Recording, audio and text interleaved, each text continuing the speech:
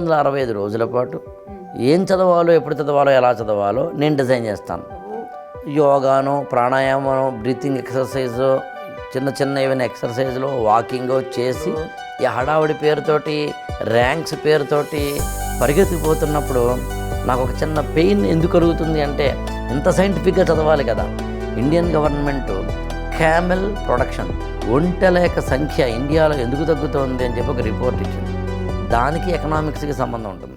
చాలా అంటే ఈ రేషనల్ చాలా బాగా అర్థం చేసుకోవాలి మనుషులు. ఏదో ఎడాపడిగా తీసి చదివామని కాకుండా దెర్ ఇస్ అ రీజన్. ఊరికే చెప్పట్లేదు, there is a strong reason. నేను చాలామంది స్టూడెంట్స్ అంటే మాకు ఒకసారి బ్యాచ్లో జాయిన్ అయిన తర్వాత బ్యాచ్ మార్చమని అంటుంటారు వివిధ కారణాల వల్ల. నేను చాలా డిస్కరేజ్ చేస్తాను. నువ్వు ఒక బ్యాచ్లో జాయిన్ అయిన తర్వాత మళ్ళీ ఇంకో బ్యాచ్లోకి షిఫ్ట్ అయినప్పుడు ఈ తెలియని ఒక చిన్న ఇన్కన్వీనియన్స్ నీకు కూడా తెలీదు. ఎందుకంటే నేను చూసుకుంటే నా జాగ్రత్త పడతాను, కానీ అది కాదు. ఇప్పుడు మనం ఏ మెడిసిన్ ఎప్పుడు వేసుకోవాలో దానికి తగ్గ ఆ స్పేస్ ఇస్తూనో టైం ఇస్తూనో చేసుకోవడం ఎలాగో ఇక్కడ కూడా అంతే.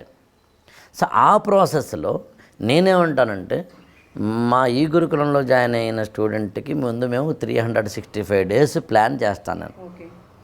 ఆ ప్లాన్ అంతా ఒకేసారి 365 రోజులు ఇచ్చేయను నేను. ఎందుకంటే ఆ 365 రోజుల పాటు ప్లాన్ నేను నీకు ఇచ్చేస్తే అది నువ్వు సొంత తెలివితేటలు వాడి ముందొకటి వెనకొకటి, నాకు హిస్టరీ వచ్చినలే అయితే ముందు సైన్స్ అండ్ టెక్నాలజీ అవుతాను, నాకేమో సైన్స్ అండ్ టెక్నాలజీ అవసరం, ఇలా అనుకుంటామని ఛాన్సెస్ ఎక్కువ. అందుకు నేను ఏమంటున్నానంటే 365 రోజుల పాటు ఏం చదవాలో, ఎప్పుడు చదవాలో, ఎలా చదవాలో నేను డిజైన్ చేస్తాను. On an average ideal time morning ఎవరైనా లేవడం అనేది 6 గంటలని నమ్ముతాను నేను. 4 గంటలు లేచేవాడైనా 8 గంటలు లేచేవాడైనా 6 అనుకుంటే, అందుకని 6 to 8 నువ్వు యోగానో, ప్రాణాయామనో, బ్రీతింగ్ ఎక్సర్సైజో, చిన్న చిన్న ఏమైనా ఎక్సర్సైజ్లో వాకింగో చేసి 8 o'clock స్నానం గట్రా చేసి బ్రేక్ఫాస్ట్ చేసి be ready for the studies. ఎప్పుడూ కూడానండి సివిల్స్ ప్రిపరేషన్లో ఒక స్టూడెంటు ఒకసారి చదువుకోవడానికి కూర్చుంటే ఒక కాన్సెప్ట్ని కనీసం 1.5 hours చదవాలి. ఎందుకని మొదటి 10-15 నిమిషాలు నువ్వు లోపలికి వెళ్ళేసరికి ఐస్ బ్రేక్ అవుతుంటుంది కాన్సెప్ట్లోకి వెళ్ళడానికి. వెళ్ళి అందులోంచి అసలైన సారం కనుక్కొని క్లారిటీ, కాంప్రహెన్సివ్నెస్ ఆఫ్ దట్ కాన్సెప్ట్ రావడానికి 1 hour పడుతుంది. మొదటి 10 నిమిషాలు తీసేసి 1 hour పెడితే ఇంకొక 20 minutes పాటు కనుక నువ్వు దాని మీద ఇంకొంచెం చదివితే అప్పుడు నువ్వు అంటే విమానం రన్వేలోకి వెళ్ళింది, టేకాఫ్ తీసుకుంది, ఎయిర్లోకి వెళ్ళింది, మళ్ళీ ల్యాండింగ్ అయింది. అలాగే టెస్ట్ సిరీస్ ఎప్పుడు చేయాలి, సీసాట్ లాంటి మ్యాథమెటికల్ బేస్డ్ ఎప్పుడు చేయాలి అనేది కూడా ఒక ఆర్ట్ అంటాను నేను. అంటే ఉదాహరణకి మనం మధ్యాహ్నం భోజనం చేసిన తర్వాత ఎంత కాదనుకున్నా కూడా డ్రౌజినెస్ వస్తుంది. మార్నింగ్ నుంచి నైట్ దాకా చదివిన తర్వాత ఎంత కాదనుకున్నా నైట్కి వచ్చేసరికి బ్రెయిన్ ఒకటి మనకి పని చేయదు. అలాంటప్పుడు ఏం చేయాలంటే బ్రెయిన్ ఆలోచించే వాటినే బ్రెయిన్కి ఇవ్వాలి. అందులో ఏ చదవాలి ముందు. అలాగే కొంతమంది స్టూడెంట్స్ రోజుకి 4 గంటలేమో హిస్టరీ, ఇంకో 4 గంటలేమో ఇంకో సబ్జెక్ట్ చదువుతారు. That is wrong.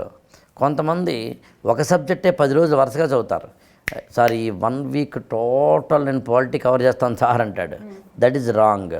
ఎందుకనంటే ఒక 1 week 10 days అలా చదివిన తర్వాత, ఉదాహరణకు 1 month చదివాడు అనుకుందాం, 4 సబ్జెక్టులు కవర్ అయినాయండి. ఆ తర్వాత అతను సిక్ వచ్చో ఏదైనా ఊరు వెళ్ళాల్సి వచ్చో ఇంకో వర్క్ వస్తే ఒక 10 days పోతే ఒక సబ్జెక్టు అగాధంలో పడిపోతుంది. బ్యాలెన్స్డ్ డైట్ ఎలాగో బ్యాలెన్స్డ్ ప్రిపరేషన్ కూడా అలా. అందుకని రోజు మార్నింగ్ హిస్టరీ చదువు అంటే ఉదాహరణ చెప్తాను, ఏదో ఒక సబ్జెక్ట్, బట్ హిస్టరీ చదువు. నేనైతే మార్నింగ్ ఇప్పుడు కూడా ఫస్ట్ హిస్టరీ చదవమంటాను. హిస్టరీ మన అందరికీ మిస్టరీ. అందుకని మధ్యాహ్నం అది ఎక్కదు, రాత్రి అసలు ఎక్కదు. అందుకని ఫ్రెష్ మైండ్తో ఉన్నప్పుడు హిస్టరీ చదువు. ఆ తర్వాత ఇంకొక సబ్జెక్ట్ తీసుకో, అప్పుడు 2 subjects అయినాయి. ఆ తర్వాత ఇంకో సబ్జెక్ట్ తీసుకో, 3 subjects అయినాయి. ఆ తర్వాత కరెంట్ అఫైర్స్ చదువు, ఇంకొక సబ్జెక్ట్ అయింది. అలా రోజుకి ఒక 4-5 సబ్జెక్టులు చదివితే, ఎకానమీ పొద్దున్న చదివితే, పాలిటీ తర్వాత చదివితే, ఎన్విరాన్మెంట్ తర్వాత చదివితే, కరెంట్ అఫైర్స్ తర్వాత చదివితే, ఏదో సైన్స్ అండ్ టెక్నాలజీ తర్వాత చదివితే, ఒక రోజు అయ్యేసరికి నువ్వు కాంప్రహెన్సివ్గా అన్నింటినీ కవర్ చేసిన వాడు అవుతావు. అదొకటే కాదు, ఇంకో కారణం కూడా.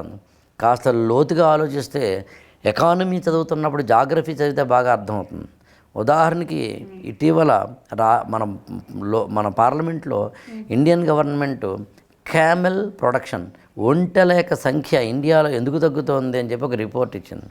దానికి ఎకనామిక్స్కి సంబంధం ఉంటుంది. గోధుమ ధర ఇవాళ మనందరం మాట్లాడుతున్న సమయానికి చాలా అంటే క్రైసిస్గా ఉంది, అంటే అన్బ్యాలెన్స్డ్ అంటాం ప్రైస్ పరంగా. దానికి ఎకనామిక్స్ అది, కానీ దానికి జాగ్రఫీకి సంబంధం ఉంది. సో జాగ్రఫీ చదువుతున్నప్పుడు ఎకానమీ చదువుతున్నప్పుడు జాగ్రఫీ, ఒకదానికి లింక్ ఉందన్న విషయం అర్థమైతే అలాగే ఉదాహరణ మీకు నార్త్ ఇండియా సౌత్ ఇండియాకి సంబంధించి సౌత్ ఇండియా ఎక్కువ prosperous when comparing with north India. North ఇండియాలో జాయింట్ ఫ్యామిలీస్ ఎక్కువ, సౌత్ ఇండియాలో తక్కువ. ఫ్యామిలీ బాండింగ్ నార్త్ ఇండియాలో ఎక్కువ, సౌత్ ఇండియాలో తక్కువ. డైవోర్స్ రేట్ నార్త్ ఇండియాలో తక్కువ, సౌత్ ఇండియాలో ఎక్కువ. ఇట్లా అలాగే క్యాస్ట్ మనం అంటే పరువు హత్యలు అంటాం మనం, ఆ పరువు హత్యలు లాంటివి బీహార్ లాంటి ప్రాంతాల్లో ఎక్కువ. సో ఒక్కొక్క రాష్ట్రం ఒక్కొక్క ఈ ప్రాంతం ఒక్కొక్క ఏదైతే అలవాట్లు కలిగిందో దాని వెనకాల జాగ్రఫీ ఉంటుంది, ఎకనామిక్స్ ఉంటుంది. ఇంతలా చదవకుండా నేను అందుకని అప్పుడప్పుడండి ఈ కోచింగ్ సెంటర్లు ఈ హడావుడి పేరుతోటి ర్యాంక్స్ పేరుతోటి పరిగెత్తిపోతున్నప్పుడు నాకు ఒక చిన్న పెయిన్ ఎందుకు కలుగుతుంది అంటే, ఇంత సైంటిఫిక్గా చదవాలి కదా అంటే ఏమంటే ఇంత సైంటిఫిక్గా చదవకపోతే రాదా అనేది నేనేమి కాదను. ఇంత సైంటిఫిక్గా చదివాను కాబట్టి నేను దాదాపు అన్ని సబ్జెక్టుల మీద కమాండ్ ఉన్నవాడిని. అంటే ఎన్ని సబ్జెక్టులు అయితే ఉన్నాయో దాదాపు ఫిలాసఫీ కావచ్చు, సైకాలజీ కావచ్చు, జాగ్రఫీ కావచ్చు, ఎథిక్స్ అంటే అన్ని సబ్జెక్టుల మీద అవగాహన కలగడానికి కారణం, అన్నింటినీ 360 డిగ్రీస్లో చూడగలగడానికి కారణం నాకు ఏమిచ్చింది అంటే ఇలా చదివే విధానం ఇచ్చింది. ఇది ఉంటే మాత్రం మంచి అందులో టైం ఒకటి వేస్ట్ కాదు. అట్లా ఇప్పుడు మీరు చెప్పేది చూస్తే it is why should you reinvent the wheel, it is all scientifically tested and you have a reasoning. Reason ఉంది మీకు, ఎగ్జాక్ట్లీ ఊరికే పెట్టలేదు. Exactly there is proper timely tested. Exact. ఇంకోటి అన్నిటికన్నా ఇంపార్టెంట్ టైం సేవింగ్ కదా. అందులో టైం సేవింగ్కి నువ్వు monitor చేసుకునేందుకు వీలుగా ఉంటుంది. నువ్వు ఇంకా పర్మిటేషన్ అండ్ కాంబినేషన్ అవుతుందా అవ్వదా అనే డౌట్ అక్కర్లేదు. ఇంకోటి చాలామంది స్టూడెంట్స్ చేసే చిన్న మిస్టేక్ ఏంటంటే 8 o'clockకి స్టడీసే కూర్చుంటారండి. హిస్టరీ పుస్తకం ఓపెన్ చేస్తారండి, చదవడం మొదలు పెడతారండి. 8:30 అయింది అంటే హాఫ్ అన్ అవర్ చదివాడండి. చదివిన తర్వాత అతనికి ఏమనిపిస్తుందంటే ఈ పుస్తకం ఇంపార్టెంటా కాదా, ఇది చదవాలా చదవకూడదా, అరే నేను పాలిటీ చదివితే బెస్ట్ ఏమో, నేను ఏదో ఒకటి పాలిటీలో క్వశ్చన్ ఏదో చూశాను అని ఏం చేస్తాడంటే 8:30కి ఇది ఆఫ్ చేసేసి పాలిటిక్ బుక్ ఓపెన్ చేస్తాడు. So I want to avoid that. ఇవన్నీ ముందు చేయాలి. ఎగ్జాక్ట్లీ.